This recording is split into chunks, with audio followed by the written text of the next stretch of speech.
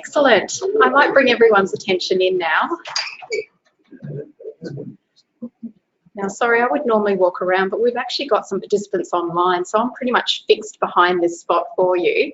And hopefully I can see everyone over the petition here.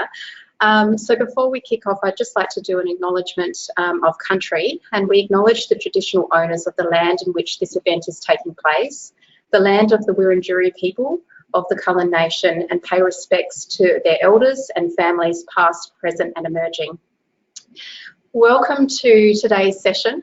My name's Amanda Pomery. I'm actually the Director of Support and Community Outreach at the Prostate Cancer Foundation of Australia.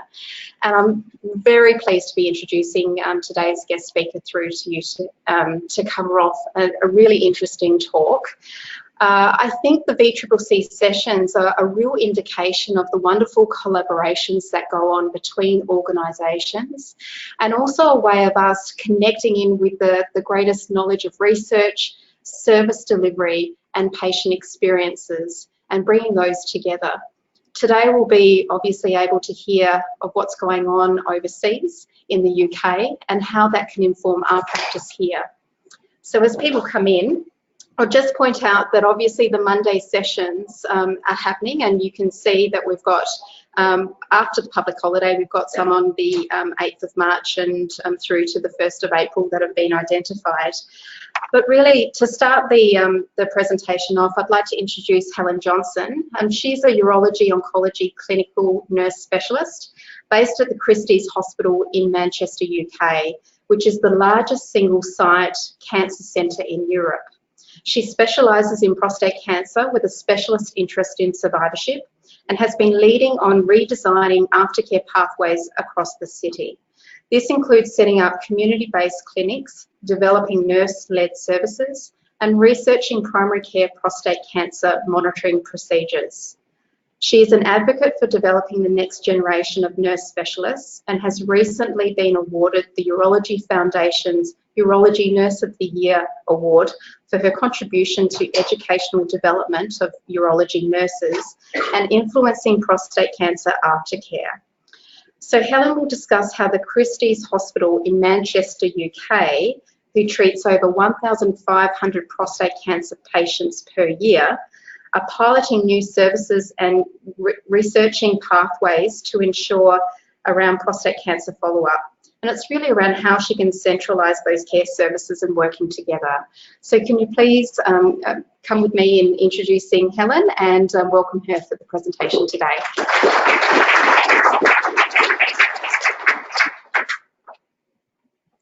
Thank you. Thanks for the welcome.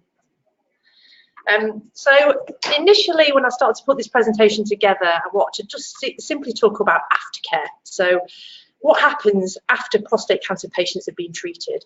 And then the more I started to put the presentation together, I thought I need to make this a bit wider and a bit broader, just to put it into context so that you understand a little bit more about the whole pathway from how patients in the UK get diagnosed to getting treated to then the aftercare and how that looks. So you might have heard of these two football teams. I'm not quite sure, maybe some of you are from the UK or some of you have got relatives in the UK. But there's quite a lot of rivalry between Manchester City and Manchester United, these two teams. And at the minute, with the work that we're doing with prostate cancer, there's quite a lot of rivalry actually between urologists and oncologists and people that provide the service across the city. And I'm going to talk to you a little bit about why that is. So I've got an Aussie friend who's an oncologist who's working with us at the moment. He's on a fellowship in the UK. And I said to him, well, they know what I mean when I talk about Manchester City and Manchester United. And he said, just mention Collingwood, everyone hates them. So this is Manchester, a nice photograph of the old part of the city. There's the town hall on the right and the library on the left. We've probably got about a 3.2 million population in Manchester. And I think that's probably double in Melbourne. I was on the Google last night trying to look up the population. I think it's about double the amount of people here. It's quite an ethnically diverse city, and there are quite a lot of health inequalities, much like there probably is in this country. We've got an ageing population, and the cancer rates actually are higher in Manchester than the rest of the UK population as a whole. So this is quite a good map of the city, really. As you can see, there's when we talk about differences and diversity, The Christie Hospital is in the yellow section, which is the artisan bit, where it's a bit metropolitan. And if you're interested, I'm in the purple bit, it's a bit broad and common. So the Christie, how's that look? The first time I've been to the Peter Mac, I came on a bit of a recce yesterday, just to have a look and see from the outside, and it sort of blew me away. It's a bit something a bit space age. The Christie is pretty old-fashioned, the old part of it. It was built over 100 years ago, and it started off as a hospital with only 30 beds. But now that's grown. It is a public hospital. I know you've got private and public care here, but most of the UK is just public-based hospitals. And as Amanda said, it is the biggest single-site cancer centre in Europe. So we deliver radiotherapy, much like here, chemotherapy, much like here. We do a lot of work with complex and rare cancers, and we have got a large clinical trials portfolio.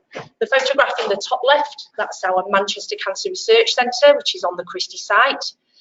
The Christie, the bottom left, and then the right-hand corner you'll see, which is after the first UK proton beam, which literally just opened last October.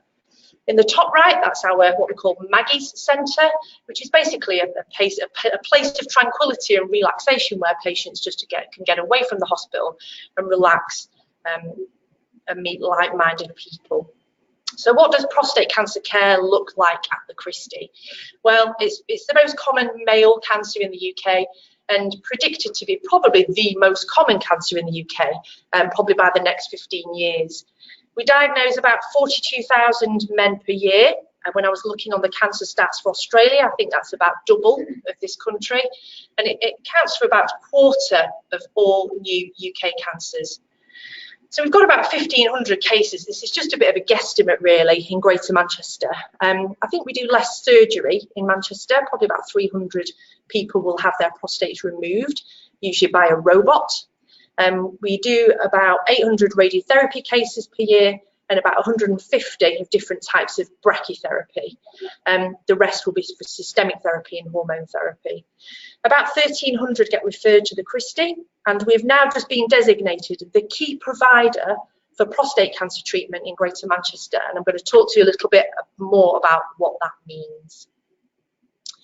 So just again, a bit more background. In Greater Manchester, we get about 9,000 urgent urology referrals a year, and about 5,500 of those are for suspected prostate cancer, and those are on the rise. We've had about a 15% rise each year since 2013, 2014.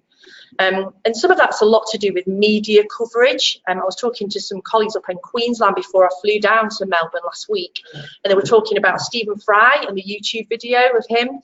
And we've got this, we call it the Fry effect in the UK, just because it seems that the cases since that happened has gone up exponentially, and we treated probably about 20% more men last year than we did from the time before that, and we think that's probably due to this this increase in media coverage.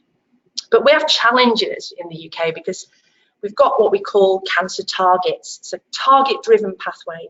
We haven't got all the time in the world to treat these patients. It's very, very strict in terms of how quickly we need to get men through the pathway, and often that can have its own challenges of meeting the patient's needs within that pathway. So as you can see from this little graph here, patients go to the GP, will get referred, for example, with a raised prostate blood test, a PSA, or for some urinary symptoms. They need to be referred and seen by a specialist. We've got 2 weeks in which to do that. So 14 days, the patient's got to be seen within secondary or tertiary care by a specialist. We've got 31 days to make a decision to treat, to diagnose the patient and decide what we're going to do about it. And then we've basically got 62 days in total for their first treatment. And if patients breach that target, so if they go over that time length, then the hospitals will financially penalise for that. So basically this is pretty strict, and this is something that does happen across the country. So if I can just give an example, we're looking at Dr. A, the GP. The patient will first present to him or her.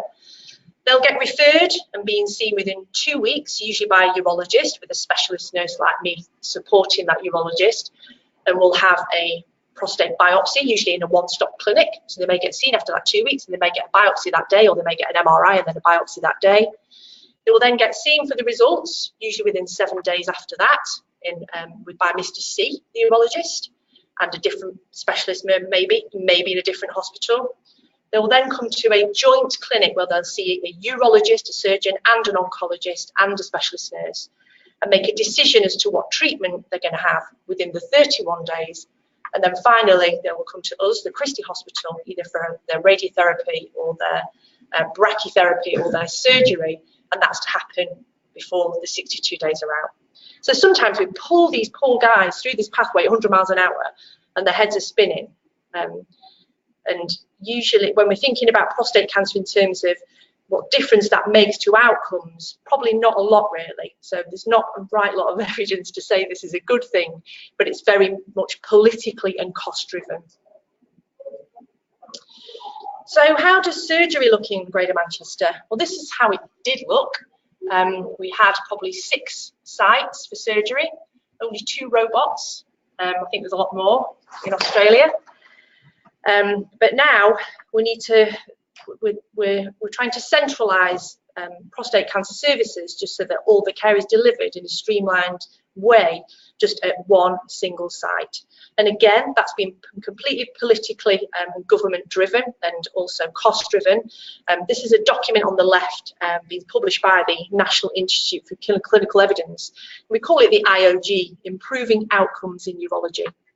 And basically this is the consensus across the country, and everybody needs to follow this guideline. Now there's only one city in the whole of the UK that's not compliant with the IOG, and that's us in Manchester. So now we're really being tasked with going all out to try and make this work. And you can imagine the kind of challenges and conflicts we've got with trying to do that. So just a little bit of background about what this means, what the pathway should actually look like. Well, all new diagnoses of prostate cancer will get discussed at what we call a multidisciplinary team meeting. That doesn't happen here, I believe, but this is everybody that's just had a biopsy will get discussed, but it will be only on a single meeting. So there's not meetings in all hospitals. That will just be one single meeting with however many patients are going to be discussed in one day.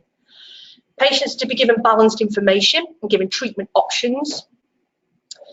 The members of the multidisciplinary team should have specialist skills, completely appropriate for their role. And prostatectomy should be provided by teams serving large populations, either in 1 or 2 sites. Major improvements are needed in providing information and support, and nurse specialist members will have key roles in these services, which I will talk about shortly. We need to have improved management for progressive and recurrent disease, and we need to be offering research trials to all of our patients. So if we think about the graph before, the map before, with all those prostate services and all those robots, this is where it's all going to be happening, and that's where I work. That's the Christie Hospital. So these guys that are all doing surgery all over the city on their robots, it's all going to happen in one place.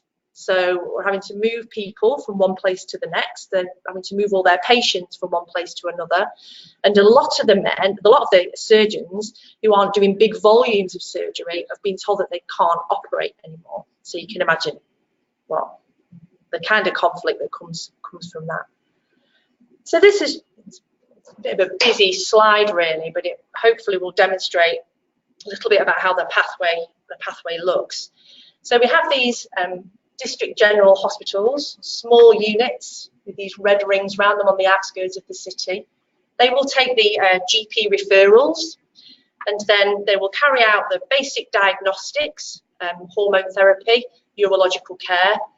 They will refer to a hub hospital. We're going to have 4 of those around the city, and they will carry out more complex imaging, possibly transperineal or template biopsies, more complex diagnostics, and some of the aftercare. But all the treatment's going to be here at the Christie, where we'll be doing again biopsies, diagnostics. The MDT discussion will happen there with everybody dialing in from around the city. All the surgery will be there, all the radiotherapy will be there, hormone therapy there, chemotherapy there, and trials, and obviously with our research centre as well. So everything's going to feed into this. And really this is about streamlining care. So initially, protocolising the referral process. A lot of GPs will write a 1-line letter, please see this man, he has a PSA on. 10, and that's all you get. So now we're creating documentation where we're not accepting referrals until GPs have completed all the details on that patient. We're looking at best timed diagnostic pathways. So when we were thinking about the graph I showed you before, when we've got the 14 days, 31 days, 62 days, I think the consensus is that if we try to do things quick at the beginning, we've got more time at the end for the patient to think about how they want to proceed. And again, I'll talk about that in a little bit more detail in a second. We need a watertight MDT process. So if we've got one meeting for the whole of the city, we need to make sure that patients are referred in a timely way. There's enough detail for the patient to be discussed, that scans and pathology slides are all there, and that the patients get the right information from the back of that meeting, and all the communication goes back to the referring hub hospital site. Centralisation of services I've already explained, and we need a gold standard of evidence-based care with safe and effective aftercare or follow-up, and user involvement is really important too. We have a big patient cohort that are classed as patient experts or user involvement team in our hospital that we can tap into, and they will basically attend all these meetings and boards to help us streamline that pathway.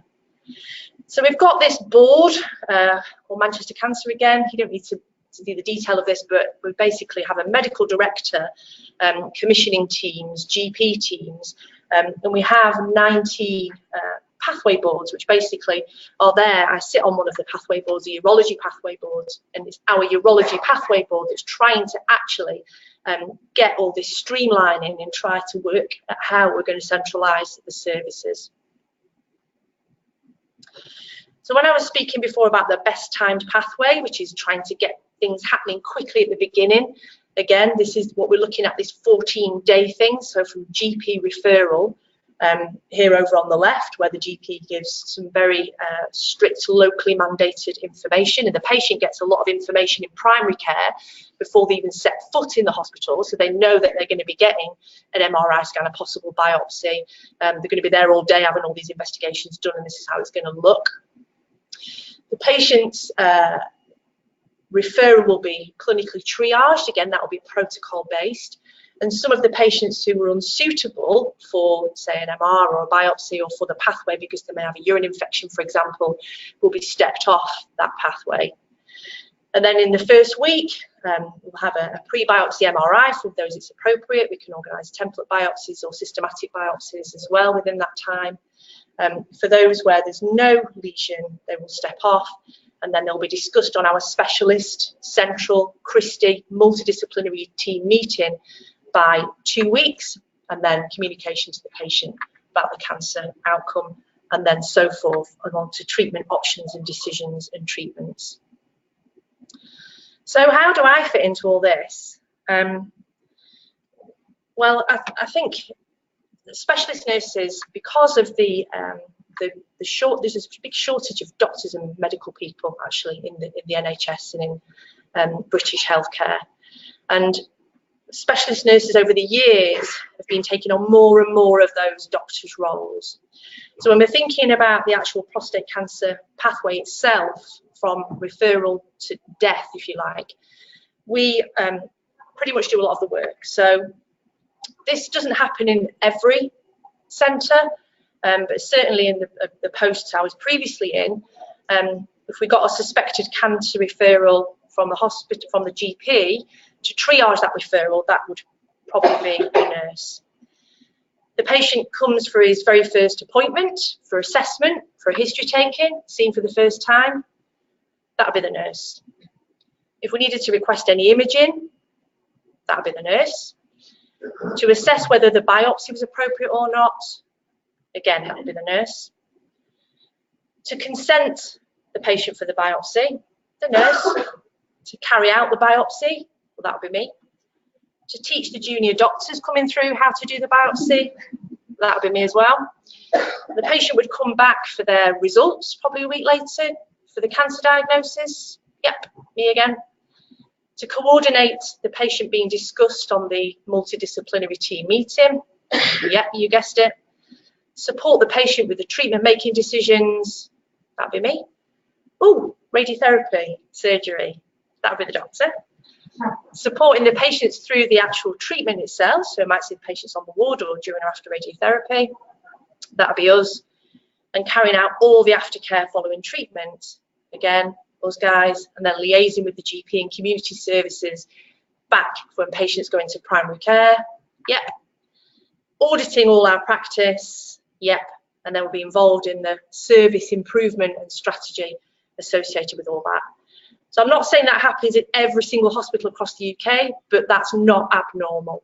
And that's not just for prostate cancer either. That can be for bladder cancer, other oncological procedures and benign stuff. So nurses are heavily involved in pretty much all of that best timed pathway, that diagnostic stuff at the very, very beginning.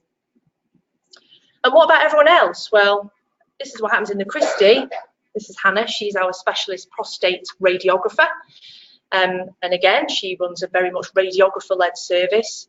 She will see patients while they're on treatment and assess them in terms of their side effects she prescribes as well, so she can help them out with some of those treatment-related effects. When patients have finished the radiotherapy, she will do an end-of-treatment summary and communicate that to the GP, and she will act as a link for patients to ring for advice if they're still struggling with acute symptoms afterwards. She also leads on bladder chemoradiotherapy and on radium treatments, which is a completely radiographer-led service. And we also have consultant brachytherapy radiographer, and she would coordinate the treatment. She consents the patient. She basically runs the service, and she does the brachytherapy planning and all the aftercare. The bit she doesn't do is put the seat in. And we do have a nurse-led, completely nurse-led chemotherapy service as well at the Christie Hospital. That's our team, our lovely team of specialist nurses.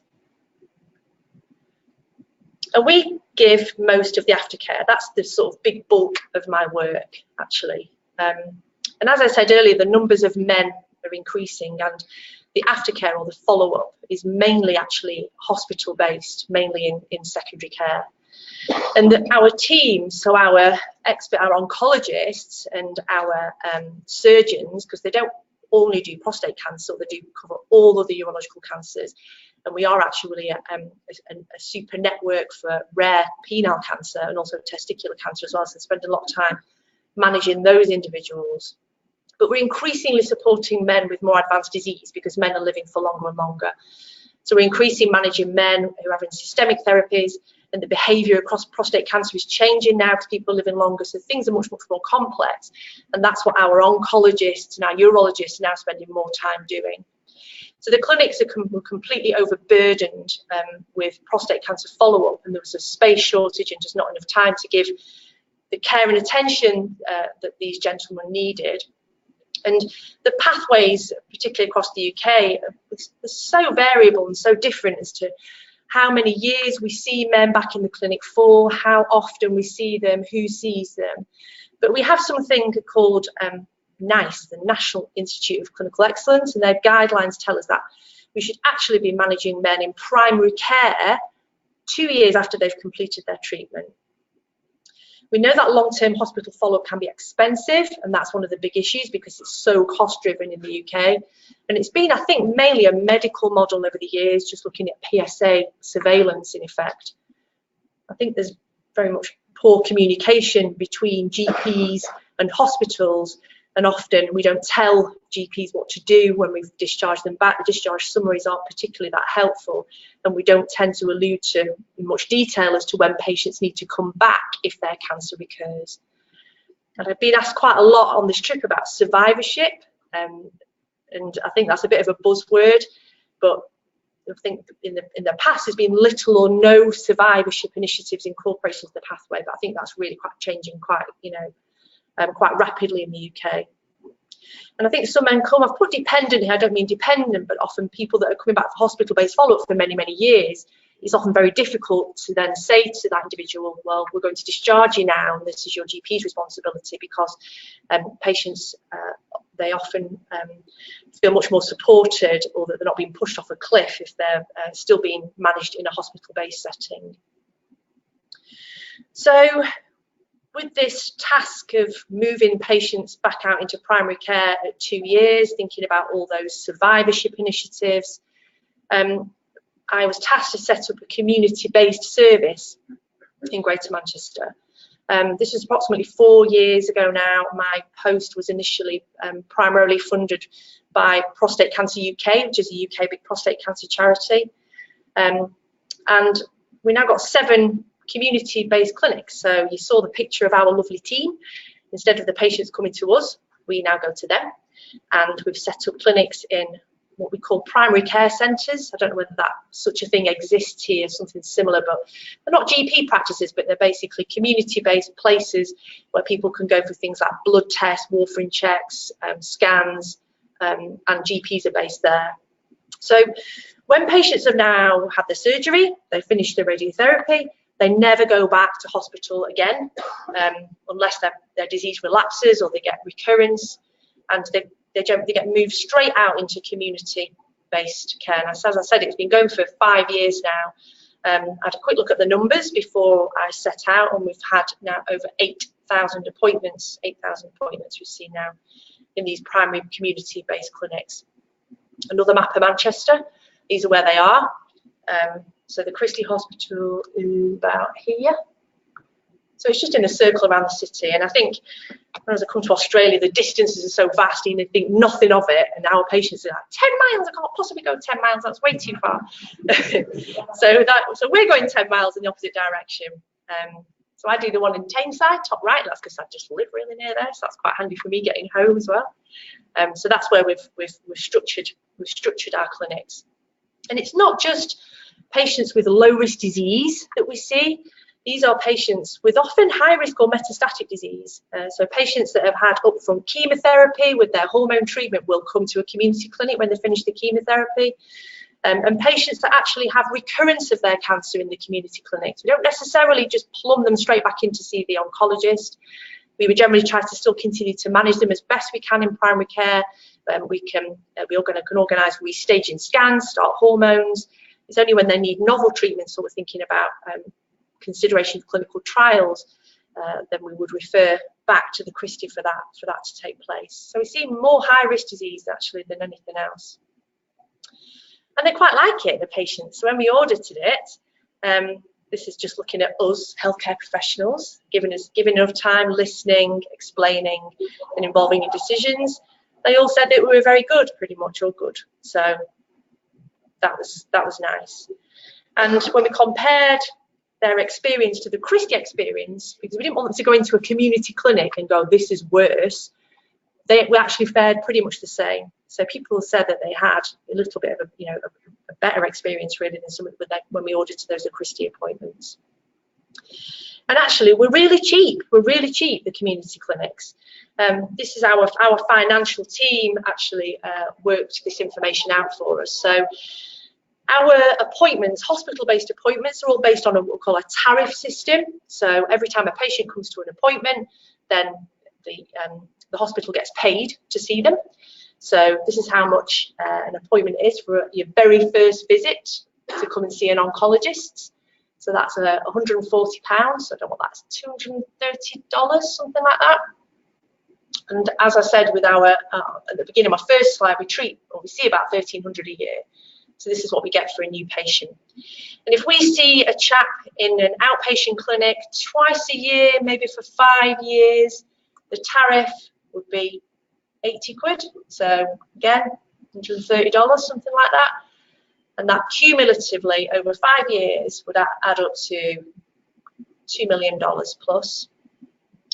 So if we look at the community-based model, again, first attendance will be in hospital at 140. This is based on 20% of the patients that wouldn't come to a community clinic. So it's not suitable for all. They might not live near one for a start, or there might be other issues, which means they are best served with hospital-based care. But if we say that 80% of the patients would be going into community-based follow-up, it actually only costs about £60 for me to see them. So it's less than half the price. So the cost is actually much less than this. And this basically would be a cumulative saving per year. So we're looking at, not far off $1 million here per year that we can save. And we think about how that resource can be redirected or how we can improve care for those patients, then it's pretty incredible. So what happens after discharge? Because obviously we see them in the community clinic for a couple of years. But then the aim is to actually get patients back to be managed actually by their GP in the community. And there was always this bit of a black hole, really, as to we never really knew what happened to men. We might give some instructions to the GP in terms of this is what we need you to do, this is how many times we need you to check the blood test, this is when to refer them back to hospital. But we never really were sure what exactly happened. Were men getting monitored? Who was arranging the monitoring? Who was arranging the blood test? Who was responsible?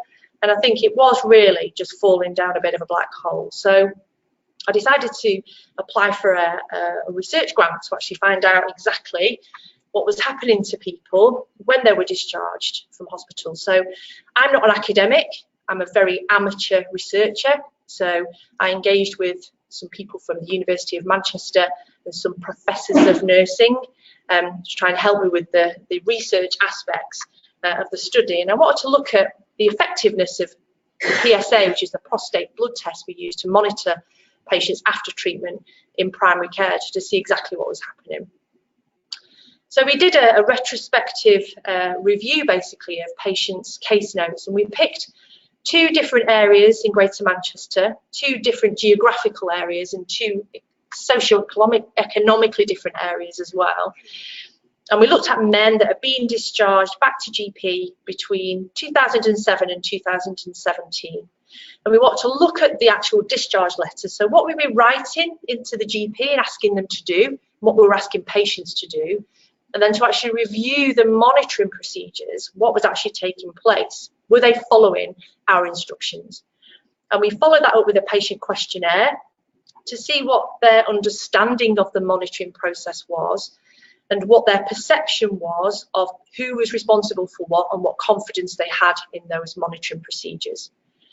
And we've just followed that up now with some interviews with patients, GPs, that was a challenge, urology oncologists, and we wanted to ask them what they thought the barriers were and facilitators were to the monitoring, and perhaps if there was a problem, what solutions there might be. And we're still doing some of that thematic analysis now. So what have we found? Well, we've looked at 300 sets of patient records, and the first thing we noticed was that there was no real consensus about when patients were discharged to primary care. So some guys were discharged back to GP after 4 months. Some men were still 16 years later in hospital-based follow-up. And there was a massive disparity amongst the instructions in the actual letter we were writing to the GP. There was basically no consensus or no clarity in terms of when GPs needed to refer patients back because they may have had recurrence of their cancer. So you can see from that pie there, there's about 16, 17 different variables. The PSA level referral level was anywhere between 0.1 and 50. It was all over the place. And interestingly, there was actually no level at all, no instruction at all in 40% of the letters that we looked at. And the frequency of monitoring we're asking for as well was really variable. It could be anything from 3 months to once a year. And when we looked at the actual medical records and looked at the lab results to see whether people had stuck to the discharge letter instructions, were they getting the PSA monitored as required? Well, I think it was difficult to tell with a lot of them because there was no level at all in half the letters. About a third of them were getting monitored as planned, some too often, most not frequently enough, and 6% actually had no PSA checked at all post-discharge. That doesn't add up to 100% because the rest of the other 6% were actually the data was unclear. So actually, it's probably likely that there's more men that never got the PSA done again after discharge than actually we found. But when we asked the patients, we sent the questionnaires out and asked them about what they thought, what were their experiences and their perceptions. We got a really good response rate. So we got 74% of the patients returned their questionnaires. And they thought everything was all right. So 90% said, yeah, I'm having my PSA done as often as it should be. I'm completely in control of it. I know exactly what I'm doing. And when we looked at the re-referrals, so which patients had reached a level of blood test where they should be sent back, we found 21 patient records at that, but only half were referred back. So people are actually, the cancer is recurring, but nobody's actually doing anything about it.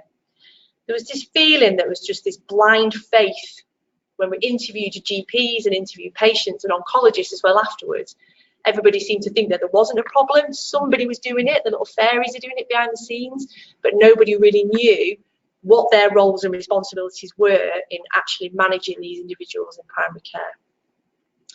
So we're analysing this data still now, and we're looking to be publishing that probably in the next few months. But our general feeling or flavour for the next steps for patients in primary care is, firstly, I think we need to look at more novel ways to give patient information. It was so interesting when we were talking to men about their cancer journey, if you like. So how were you diagnosed and what actually happened? I found it very difficult to recall a lot of it. A lot of the information was missing, and I think we need to, instead of just giving out the usual leaflets that everybody gets, we perhaps need to tailor information giving better to individuals. We certainly need to define roles and responsibilities, because nobody seems to know exactly what they're supposed to be doing, and they all think that somebody else is doing it. And certainly we need to streamline some of our documentation and make that perhaps more detailed for GPs and patients. And certainly a consensus would be nice, because all the oncologists are doing something completely different, unsurprisingly. But when we actually spoke to the oncologists and interviewed them, they did feel that they could perhaps get a consensus. So it might be that we can come to an agreement as to whether there should be a level of PSA or whether we can stratify individuals in a certain way. Certainly IT solutions play a card in this. In the UK, there are a lot of what we call remote monitoring systems, where patients get discharged into primary care. They never see anybody again then, and they have a letter with a blood packet which reminds them to get the blood test done, and then automatically they will get a letter with the results of the PSA, so everything's okay, with another blood packet for 6 months later. And this is all automated stuff, with the support from people like me in the background. I'm not saying that's the best solution, but when we're so cost driven with the NHS in the UK, that's something we most certainly need to think about. But I feel that we need to think more boldly, actually. I think prostate cancer care is so hospital based, and when we speak to individuals and speak to men and GPs, because it's always been hospital based, it's always somebody else's responsibility, if you like. I think when other conditions have been managed in primary care all the time, such as other chronic health conditions like diabetes and blood pressure, that's always managed by the GP. We perhaps need to think of changing culture a little bit and thinking about community-based oncology nurses. We've got diabetic nurses in the community, blood pressure nurses, palliative care nurses who work in the community in the UK, but no one really managing oncology patients, either just after treatment and managing some of these ongoing effects of treatment and making sure they're getting monitored in the appropriate way. So blue sky thinking, but that would be a lovely thing if we could divert some of that money I showed you, some of those savings, into community-based care. I think that would be a brilliant step forward. So in conclusion, are we a Manchester City United? Not really. There's just battles ahead, but it's an amazing opportunity to create something special. But you can imagine it's such a huge challenge with the numbers of people that we get to diagnose, the numbers of individuals that are involved. How do we ever manage to streamline something and get everybody to agree to do the same thing? I'm not saying that it's even the right thing to do, but it's what we've been tasked to do. We've not really got a choice over this. I think people like me, urology specialist nurses and other allied health professionals are actually an integral part of this reconfiguration, and luckily they do talk to us and we are involved in a lot of these pathway boards. And I think we're often the voice of reason as well. When you get big egos in a room, all battling over what people should and shouldn't be doing, often we can bring the tone down a little bit. And I think also patient participation is completely integral in all of this. We need to involve patients on all these boards and all these groups, because only they know how it really feels. And I guess just watch this space, and hopefully I'll be able to come back and talk to you about how smooth and brilliant it all is in another few years' time. Thank you for listening.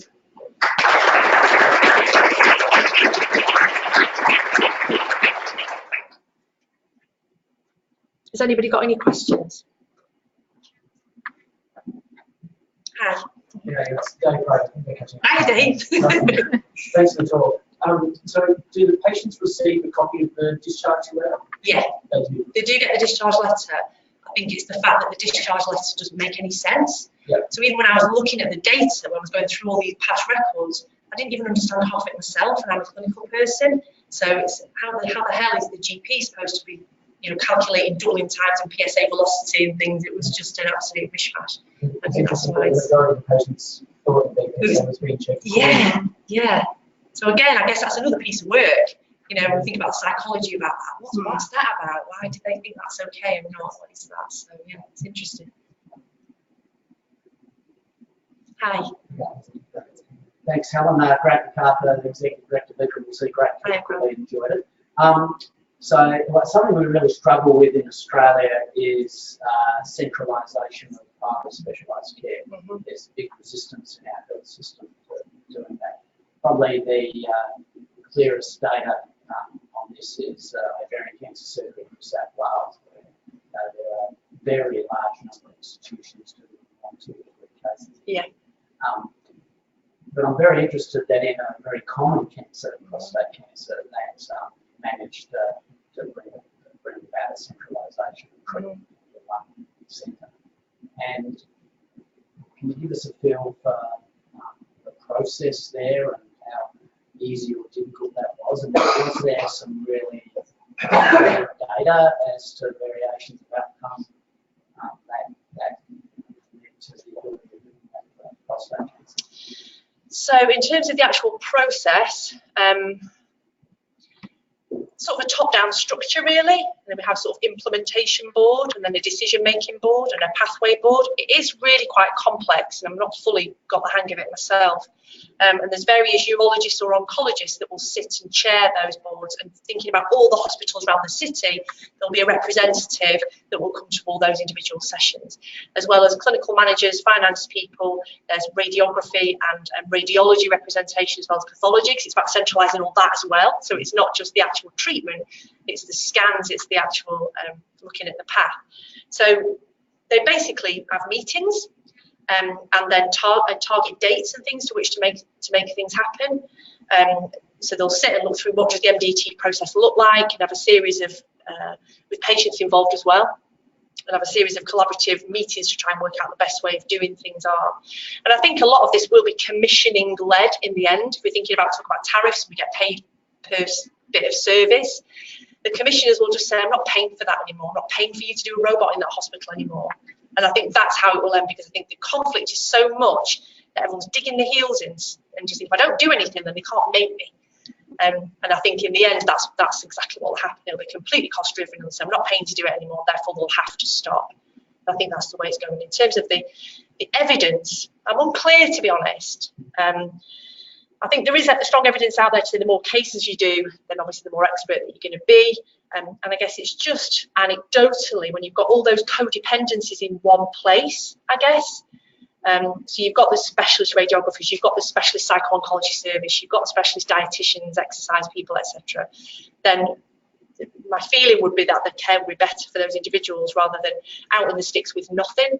But I think that's why some of the community-based stuff I still feel is really important, because when they'll come there for all that bit, and then when it's over, they go there.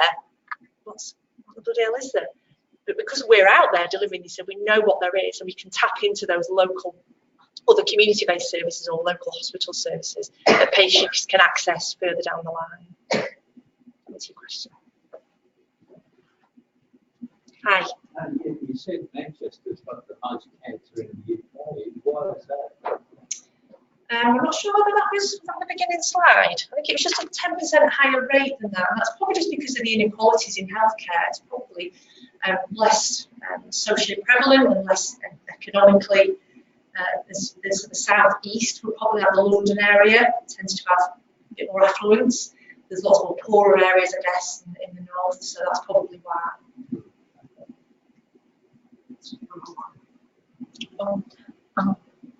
How did you see that? Did you repeat the question? Did I? Do oncology pharmacists also work on the team? Yes, I didn't mention our pharmacists. Yes. We have, poor Bastian, I feel a bit bad now for leaving him out. We have a uro-oncology pharmacist, yeah, he's a pharmacy prescriber. And he is our link in. If we need any drug advice, I can contact him directly. And he works in our chemotherapy clinics and radium clinics essentially.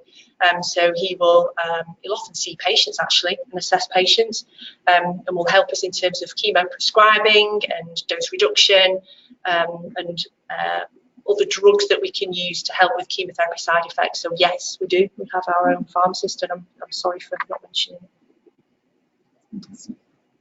Hi. Just a sense of the size of your NDTs. So everyone's calling in to these central meetings. How big are we talking about? So I think so. They have the 4 hubs that's sort of described. So in terms of the sort of list of patients, will all come in sections. So you dial in at that time, you dial in at 1 o'clock, you dial in at 2 o'clock, 3 o'clock. So you dial in and then you sort of dial out again and discuss your patients from your patch really, from that side from your little hub area. So I guess it's a urologist, oncologist, specialist nurse, pathologist, radiographer from each hub, and then you've got a central meeting as well. But the difficulty is because all those individuals not only do prostate, they also do bladder, they do kidney, they do penile, they do testicular, and we have a big sarcoma service as well. So trying to get those specialist individuals in one room for however many hours, 2-3 times a week, I'm quite sure that's the best use of the time. But I just think as our MDT, as it stands, just the Christie MDT, we'll probably discuss about 40 patients in a 2-hour period once a week, but that's just us. And this is penile testers and everything else. So when we get the whole city involved, it can be a few hundred. Hi. Hi, thank you. What a wonderful presentation and a good reminder of the vast scope of practice. Annabelle John, the Regional Executive Director. I've got a question about pathways because in Victoria we have 2 systems. We've got optional care pathways which are set up to be expected treatment for tumour streams specifically. And then in addition to that, in primary care, we have health pathways, which include cancer and many other things. And I know in Australia, I've got primary care colleagues who are working across both of those. So this challenge for us is about ensuring that the GPs are over all of the pathways that they need to be, and obviously how they then intersect into the acute setting. So I wondered if you could share some of your experiences about how on earth you bring the GPs and others along on the journey when there's so many pressures on them to comply. Yeah, I really completely understand that, and I think GP land and primary care has always been a bit of an enigma to us, but it feels like it's less so to me just because now I've been involved in all this, and I'm just really supportive of the work that primary care practitioners and GPs actually do. We've engaged with GPs along this whole thing with the aftercare stuff, so they've been involved at every time point through pathways. And when we were looking at prostate cancer aftercare in particular, we're looking at survivorship and things we need to do, then I led on that across Manchester, and I made sure that it was top heavy with GPs. So there was more GPs on that group than there was secondary care practitioners.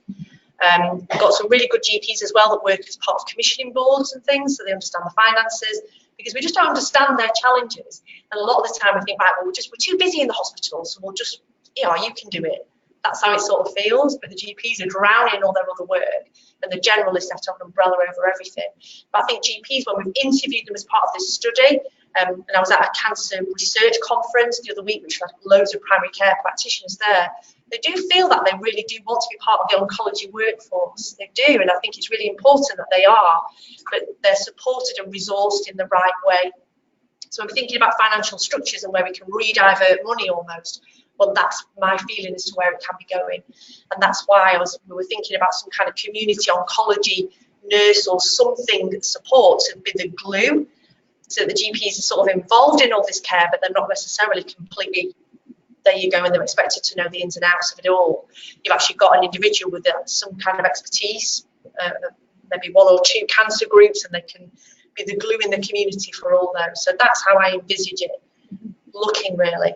But certainly we need to not just stick it over there and you need to manage it, but it somehow needs to, but we do need to engage and bring them on board with our oncological workforce, most certainly. Okay. Hi. You made a comment in the early part of the talk talking about the patients needing that or being comfortable with hospital-based follow-up. And yet the data from your community-based centres shows that it's not necessarily the hospital that's the key factor. Would you be able to make a comment on that? Is 16 years follow-up? I think it's like a record. Yeah. Is it something about that ability for rapid re-entry and that your services in the community are still viewed as sufficiently allied with the hospitals that you can facilitate re-entry as opposed to going that next step further? I think you're probably right. And I did a piece of work quite some years ago now. I think it's an assumption on our part that patients just want to keep coming to hospital forever. And we did a bit of an audit quite some years ago and actually patients would tell us actually quite like it, we're comfortable with this, we're okay with this. But I guess if you sell that community-based care as something that's going to be completely safe and just as effective, so it's a Christie Act, so we're coming to you. So all our letters have got the Christie logo. They get instructions with a map. You get your blood test done before you come. And if something goes wrong, you've got really easy access back. And then when I meet patients for the first time, it's a case of I work with doctor from the Christie. I come here. I was there this morning. I come here once a week. So they don't think it's something completely, because I think a lot of them were quite frightened at first visit. Just going, what have they done? What have they done? I'm not under the Christie anymore. They kick me out. Whereas if we could just sell it as a sort of transition where, you know, now you're in the hospital, you finish your treatment, now you're in the community clinics, we're going to help assess you holistically, we're going to coach you into how you're going to manage yourself and what to do in terms of signposting for extra things and coaching them back into primary care so that you've got that joint monitoring afterwards. So it's not all the GP, the patient's going to take some kind of responsibility for that.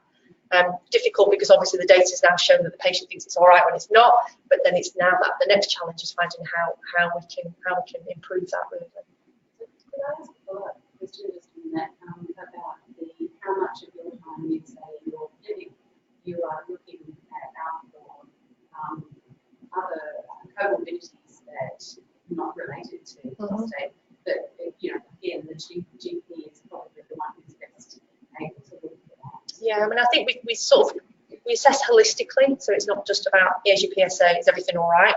So we talk about treatment-related effects as well as social effects, psychological effects. Have you got any problems with your finances? Is there anything we can help you with? Diet and exercise, or what to do to self-manage. But I guess patients just tell us anyway. So if there's something else, often that is the main focus. For a lot of the patients, the other comorbidities actually supersede this. From a prostate cancer perspective, I'm fine, but I've got this. In which case, we can then write to the GP and say, you've seen this patient today, this is what he's complained about, would you kindly see and assess? So you'd be through that. Not necessarily, no. We don't. It basically is just prostate cancer-related symptoms and some.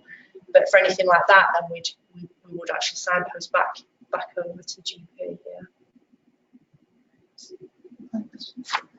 Hi. Thanks.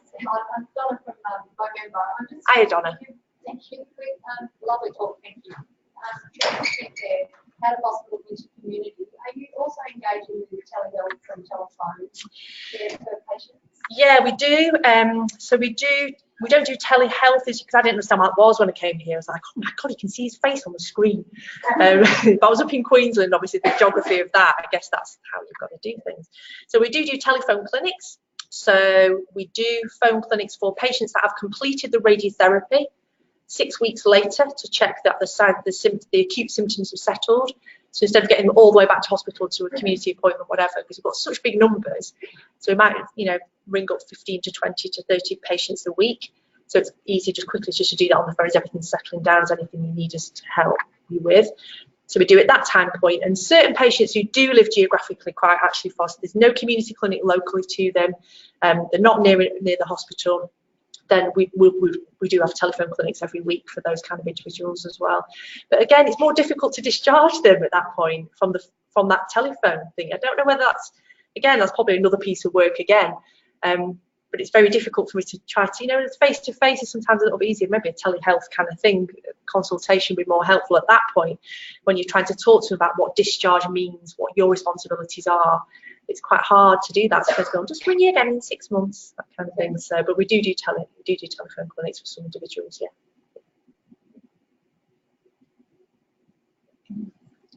Maybe one more. Okay. So much time for the questions. The Cancer Research UK target timelines of 62 days is really ambitious for stage prostate Yeah. cancer.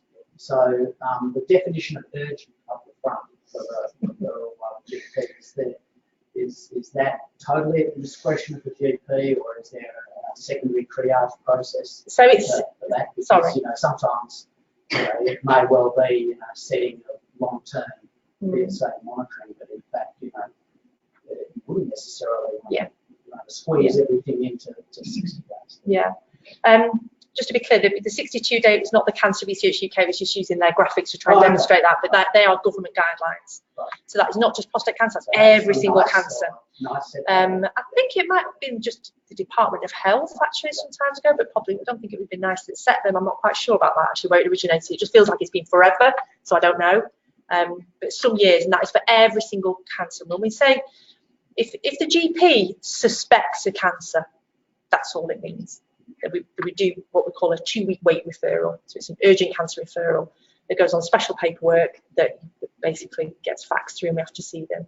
We're trying to be, we'll talk about protocolizing that information given at the beginning. So we're doing that, in terms of, what age is the patient, what the PSA level of the patient, to try and say this is urgent and this is not. So if you've got, prostate cancer symptoms, you've got bone pain, for example, and a PSA of off the scale, then yeah.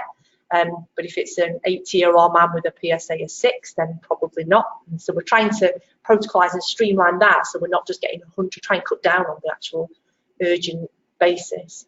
But that is across the board, and I think a lot of the other cancers, again, like for example bladder cancer, will be protocolized in terms of blood in urine and things. But the GP's not. There's no, if they suspect something, they're worried, they can do it on however they like. Yeah, it's really interesting because the push for these really tight timelines. Yeah. In part trying to deal with the issue of late presentations, and delays in diagnosis, where there's data that the UK sends out in the other Western countries. But it's almost like prostate cancer is actually a different disease. Exactly. So, yeah. And so do you have data on how often you achieve those? The targets? No, but I can certainly find that out for you. But I think it's pretty up there. It's pretty high. I think there are other targets for all other things in the NHS. So I've got what we call an 18-week. So people with no cancer have got to be treated within 18 weeks. But obviously the cancer targets are much, much tighter. But I think it's pretty up there. Probably over 90%, I would say, that we hit those targets. I think just sometimes the difficulty with, specifically with the 2-week one, that's pretty strict. That's pretty on there now. I think just sometimes the challenges with the 62-day one, obviously, if the patient can't make a decision what to do, again, we can't stop the clock. So we end up breaching, and then we get fined. So, and it is the appropriate time, yeah. And we have these cancer trackers. They're like spies. They follow what we do, and they're looking at patients who are on that timeline, and they're watching every single day that ticks by. And when it gets close, they'll be ringing us, going, "Does Mr. Bloggs know what he's doing yet? Can you ring him up and ask him?" And it's just, I'm not ringing him up and making hurrying his decision. It's not great. It really isn't. It makes me really uncomfortable. But it's what we've got, and we've got to work with it somehow. So yeah. I think on prostate cancer spies, I think we might finish there. Sounds an interesting way to end the day. So thank you. And could I ask everyone to say a big thank you to Helen?